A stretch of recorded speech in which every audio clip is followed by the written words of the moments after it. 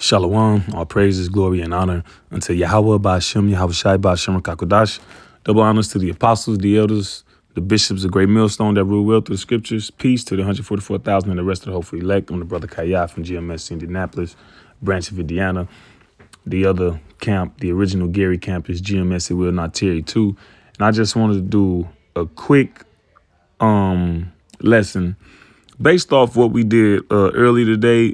Me, Apostle Ramlab, and Elder Demashapot did a lesson, and something was said in regard to the Lord don't give any gray area.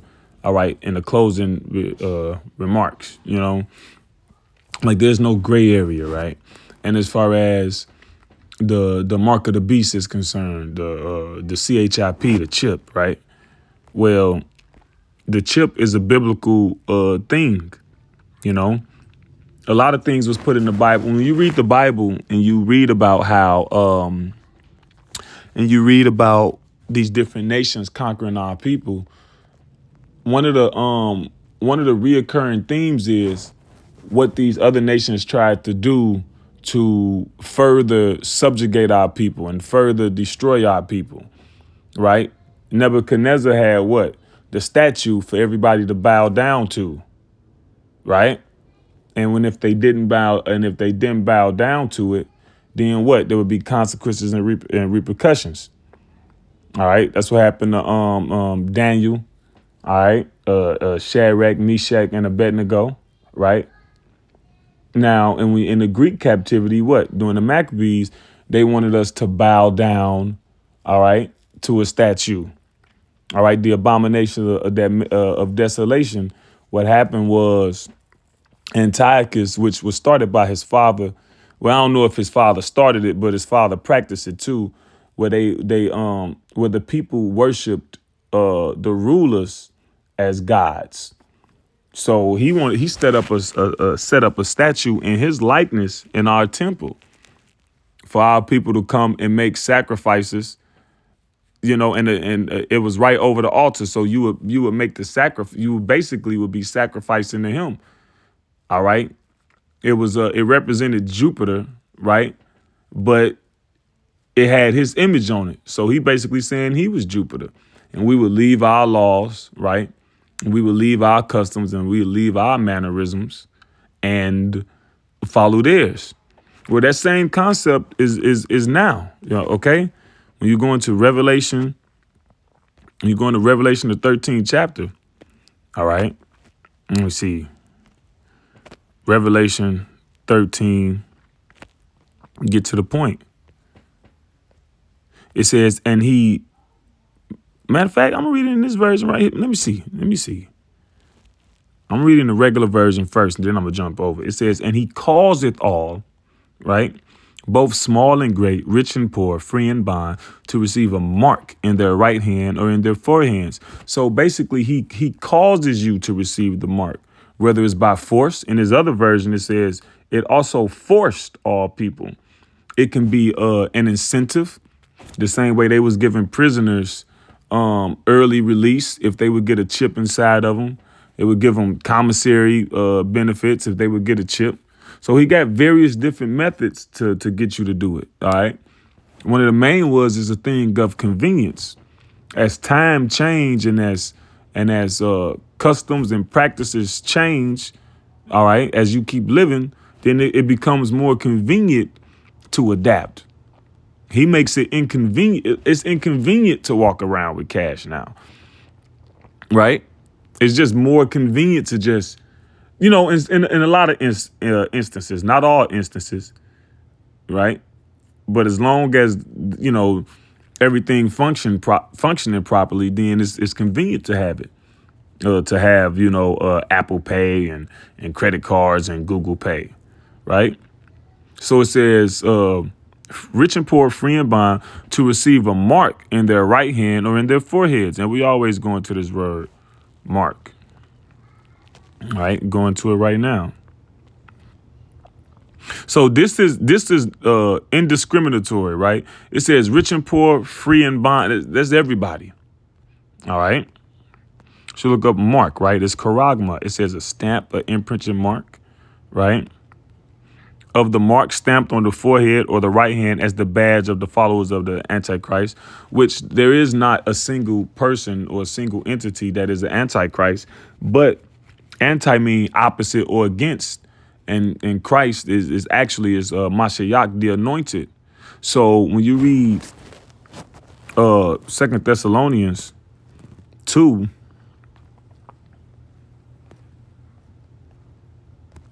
and 4, it says, who oppose, I'm start at 3. Let no man deceive you by any means, for that day shall not come except there come a falling away first. What day? The return of Yahushua. All right. We weren't going to be delivered until all the prophecies come to pass. Right. And part of the prophecies that's prophesied to come to pass was for our people to fall away, to become strangers, to not know who we were. And then we had to be woken back up. Like the scripture says, what? In the land of their captivities, they shall remember themselves. All right. And think upon his name. And that man of sin be revealed, the son of perdition. So the man of sin had to be revealed. All right. Isaiah, the 32nd chapter says what? The vile shall no more be called liberal. See, the so-called white man, with all the wickedness that he committed across the earth. All right, the Tiger Squad he had over there in Cambodia. See, we could talk for days about what he did to the so-called Negroes, Latinos, and Native Americans. There's centuries worth of history on that from 1492 alone. We ain't even got to touch on the Dark Ages, but you can say what he do to Vietnam? What happened in Korea? Okay, what happened in Africa? What happened in China? What happened in India? See, he's the hammer of the whole earth. And it had to be revealed that, look, you know what? This guy's the problem. All right. Like Isaiah 32 says, the vile shall no more be called liberal. Everybody was looking up to him, trying to be him. Right. It says, and that man of sin be revealed, the son of perdition. And what is his characteristics? Verse 4, who oppose it and exalted himself above all that is called the Most High. So he opposed, what's another word for oppose? Anti. Christ, which is Mashiach anointed. So he's against righteousness. And not only is he against it, he put forth his religion, his way, his doctrine. He puts it forth as it's better to exalt something to mean to highly esteem it. All right. So his new world order is highly esteemed, as the Bible is scoffed at. With each passing decade, America shows how it's not a country founded on the Bible, as it will have you believe. All right. Hell, in these churches now, you got LGBTQ churches. All right. It says, or that is worship, just like Antiochus did when you read the Maccabean history, so that he as the Most High sitteth in the temple of the Most High, showing himself that he is the Most High. Right. So back to Barak, Revelation 13 and 16. Right. So, and when you receive his mark, that's basically you professing, right? You professing that, look, you the so-called white man is God. He got the best way. I'm not going to, not the way of the Bible, not right. This way is right. I'll be a part of his, not me, but the people that agree. You're agreeing to be a part of this system. You agreeing with transgenderism. You agreeing with chopping the rods off 4 and 5-year-old boys. You're agreeing with being a second-class citizen. All right, as a so-called Negro, Latino, Native American. So it says the mark branded upon horses, because the brand represents ownership. You're basically saying that, look, he owns me. I got his mark on me instead of the mark of the Most High. Thing carved, sculpture, graven work. Let's read the Strongs. A scratch or etching, a stamp as a badge of servitude. Right. So you'll serve him. You'll operate in this system. And guess what? If you don't comply, then what? Because you have given yourself over to him, he can turn off your access to operate in his system. They doing certain things across the world, not the social credit. All right, you don't conform to social norms, right? Social irregularities. You know, you got something to say against the government. You got something to you disagree with how your children being educated. Oh, okay. Well, your badge don't work anymore at the grocery store, so now you can't buy groceries. Bill Gates buying up all the farmland in America. The average person don't produce their own food, butcher their own meat. Not only do people not butcher their own meat, they don't even go to butchers to buy meat. The majority of things bought in America, bought in the Western world, is through commerce. And anything that's not, because he want all the power, he's consolidating that to himself. He making it, look, it says causeth. He's making it hard to operate independent of his system. Causeth. Poieo. Strong's G 4160. Poieo. Poieo. To make, right?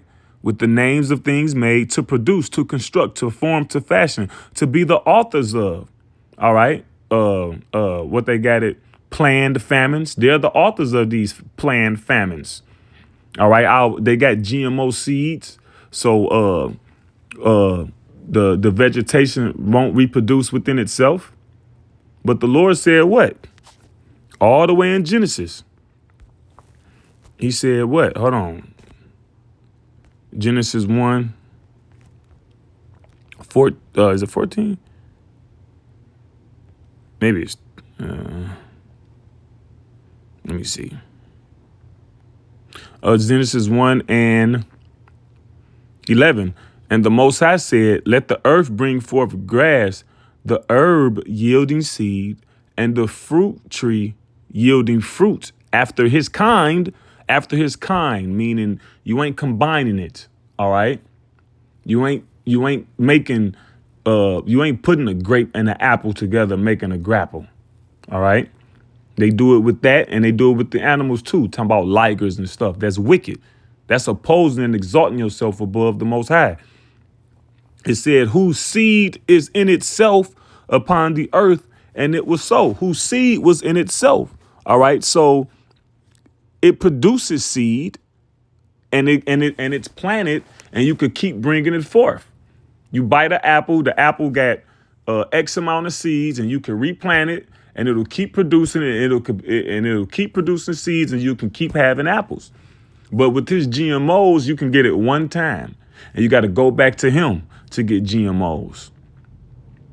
And that's look at these pestilences, these plagues.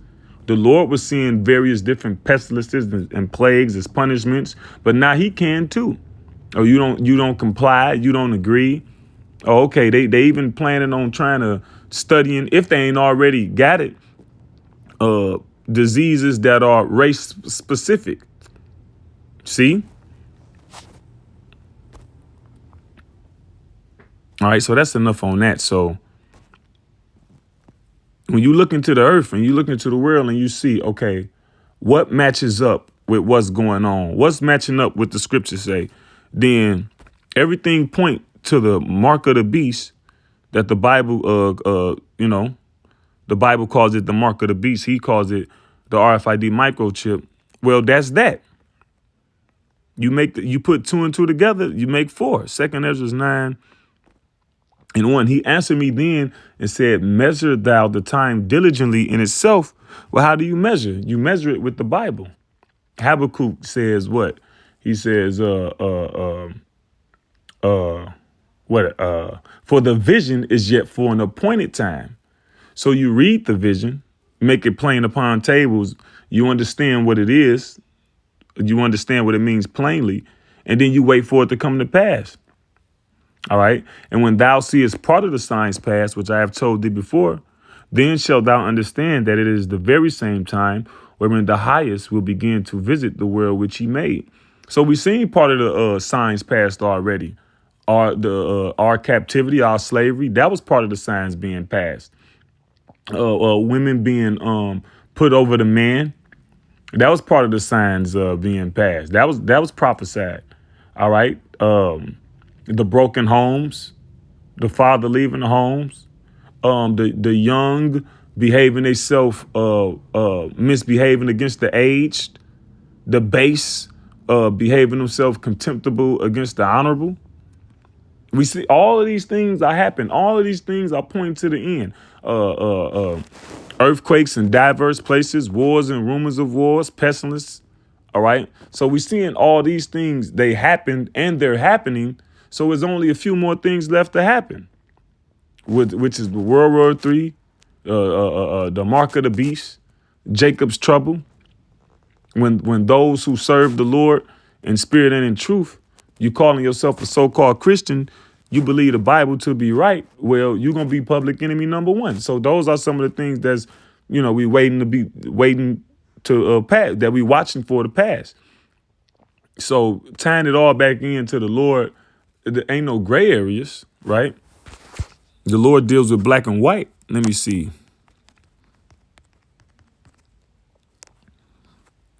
Second Ezra 7.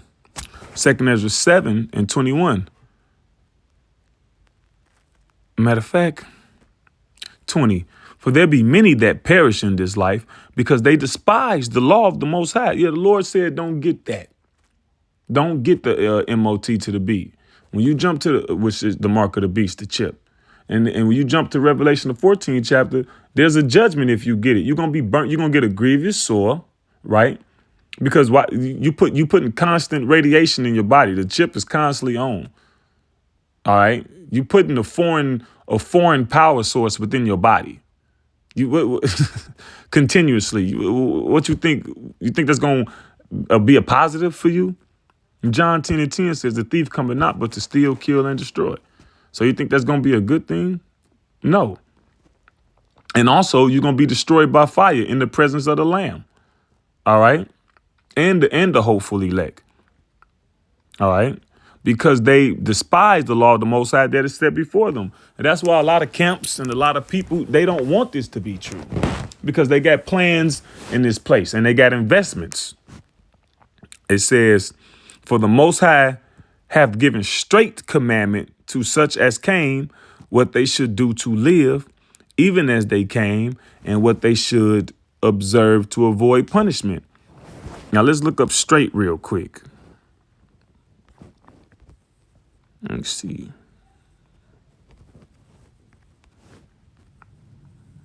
Straight. A narrow passage, right?